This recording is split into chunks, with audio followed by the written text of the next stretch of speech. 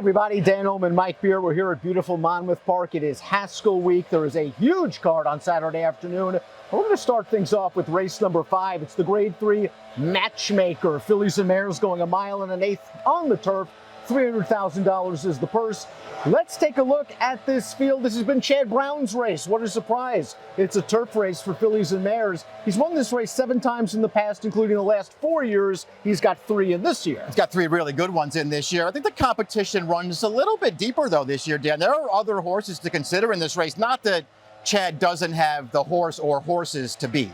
And it looks like Chad's got horses that are going to be part of the pace, especially the number 1, Deah, the number 7, Buta Cache. Yeah. Deah is far from a speedball, although she has won in gate-to-wire fashion in the past. She has also won from off the pace. It's probably worth noting that Buta Cache's breakthrough performance came 2 starts back when she somehow made the lead in a paceless Jenny Wiley and pulled off a huge upset. I wonder if Frankie's going to go with her. It was hard to make her on the lead that day. It's not quite as hard to make her on the lead this day. I wouldn't be surprised if they were on ascend here, try to make the front. Delah, when I first went through the race, then I'll be honest, I didn't really handicap it thinking she'll make the lead from the rail, but I guess it's possible. Taking a peek at that time form, the U.S. pace projector, Delah, Buta Cache, those horses have a ton of early speed. Mama June, though, the other Chad horse, has the fastest time form U.S. late pace rating. She might have the most upside of any in this field. We're going to start things off with Delah. All she's done is win 4 of her last 5 starts, including a very likable score last time out as the favorite in the Grade 3 Mint Julep.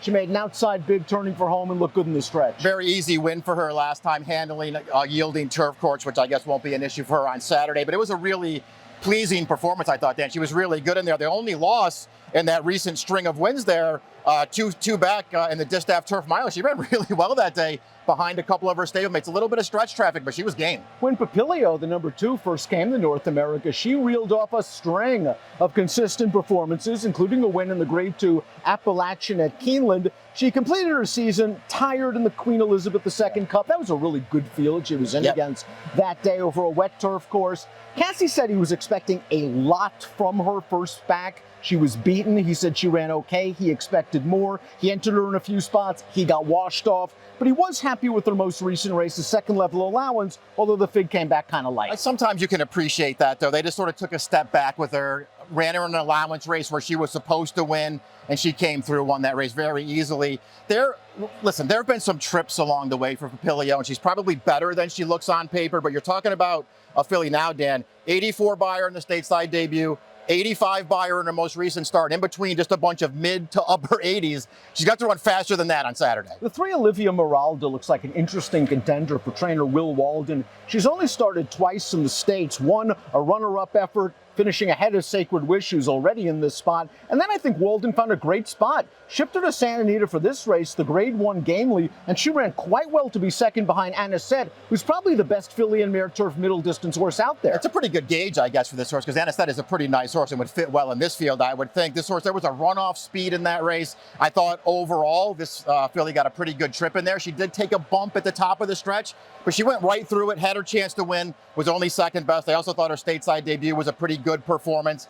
No real excuse there, but she ran well, and she's been right there in both of those races, Dan. I thought she was a contender in here. The number 4, surprisingly, was second in this race last year, sold for $1 million at the Keeneland November sale, and has come back and has done some good things for Todd Pletcher and Ripoli's stable. Hit the board in her first 2 starts, might be a little bit dirtied up. Caught yielding going in the Modesty 2 starts back and might not have cared for that. And last time out in the New York, that was a very good field, and she had to really work from the outside post to get close to the pace. Yeah, I think that's a fair way to look at it. I got to be honest, I was a little disappointed with her New York last time. Not that I'm sitting here suggesting that she was supposed to win or something. She was 27-1 from post 13, but all in all, I thought Pratt did the right thing. He got her into position there. She was with the pace, and she ultimately just wasn't good enough. Maybe it doesn't mean anything. This is probably a better spot for her. I will say, 2 back when she lost to Modesty. I hated the trip she got that day. I think she can get a better one here. Mama June is up next, and she ran really well in her North American Graded Stakes debut. The local prep for the Matchmaker, the Eatontown last time out. There is no pace in this race, and as we watch the stretch drive, Mama June is eating up the late ground to just miss by 3/4 of a length. Her buyer speed figures continue to improve. She should get a better pace scenario this time around, There are a lot of things to like, and I wonder if the Chad 3, if maybe folks are going to say, well, she hasn't won a stakes race yet, maybe she's the best price. Yeah, maybe she will be the best price. She certainly has the most to prove as well, so we'll see, what happens here. The issue for her is she's not great from the gate, and then she's going to have to sort of clean that up as time goes on.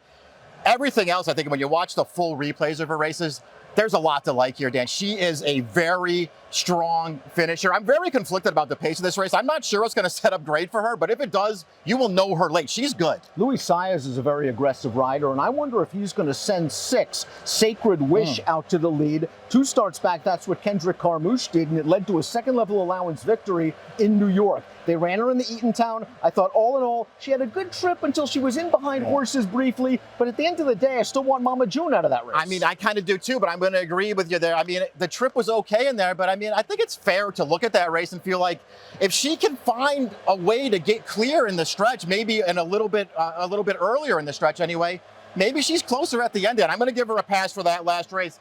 With that being said, I'm still not sure how good I think she is. Her turf form since they switched over, it's fine, but I don't love it. Buta Cache won the Grade 1. Jenny Wiley 2 starts back. Frankie Dettori gave her a brilliant ride. Getting to the front over that wet turf course in a race with no speed, backing down the fractions, and sprinting on home. Rare do you see a Chad horse win a graded stake and pay $52. That was Buta Cache. Is she dressed up? Because in her subsequent start to Just a Game, she didn't make the lead. She was very headstrong, but found a good spot in the pocket and then didn't fire. That was a better field. It was a better field. Listen, you get Chad at 25-1 in Grade 1 races when he also has 5 other horses in the field, and they all take more money than the one that wins the race. I don't know, man. I think she's hard to like off the Jenny Wiley, even though that effort would win here. And listen, it's not like she was bad leading into that race, but she came out of it, ran into Just a Game.